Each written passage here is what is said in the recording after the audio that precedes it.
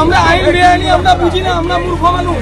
পুর নিগমের 18 নম্বর ওয়ার্ডে হকার্স কর্নার এলাকায় হাইড্রেনের উপর নির্মিত অবৈধ ঘর সকালে গুড়িয়ে দিল পুর প্রশাসন।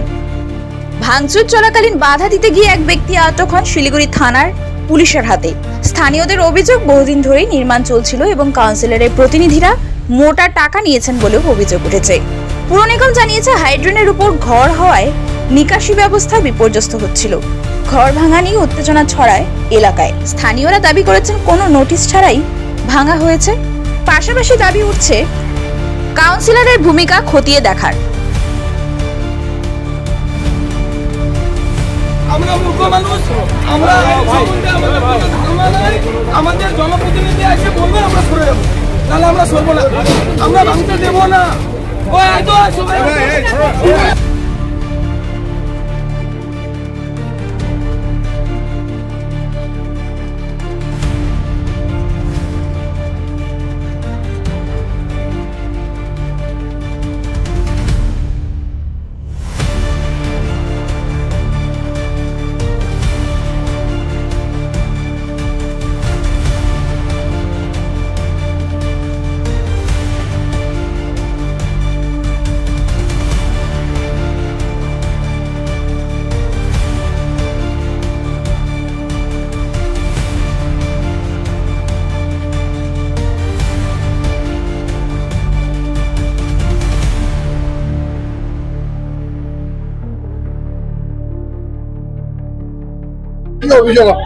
অভিযোগ কি বলবো, আর কর্পোরেশনে এখন তো সিদ্ধান্ত কিছু বুঝতেছি না।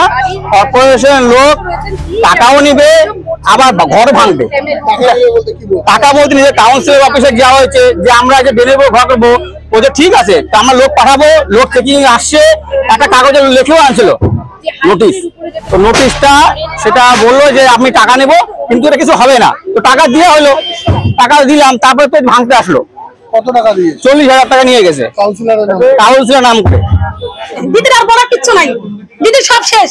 কি বলবে, বাসুটা কম হয়ে ঘরে পড়ে আছে, এখন বাচ্চা কাচ্চা নিয়ে কোথায় থাকবে? দিদি দেখেন, দেখেন আপনি বাসুটার কি অবস্থা। অনেকবার এই বিয়েটার জন্য অনেকবার টাকা হয়েছে দাদা, অনেকবার টাকা নেওয়ার পর কিছুদিন ভালো থাকে, আবার আসে। এখান থেকে ফোন দেয় না, জানি না কে কি বলে না বলে, আবার চলে আসে। আসার পরে আবার ভাঙচুর করে, আবার টাকা দিয়েছে, এবার তো ভাঙিয়েই কাউন্সিলর লোক টাকা নিয়ে গেছে। কেন কাউন্সিলর কথা বলবো? ডাইরেক্ট কখনো কেউ আসে? মমতা ব্যানার্জি নিজে আসবে কোথাও, আপনাদের পাঠাবে। তাহলে চেষ্টাটা এটা পার্টিটাই নয়, ওইটা খানেওয়ালা পার্টি।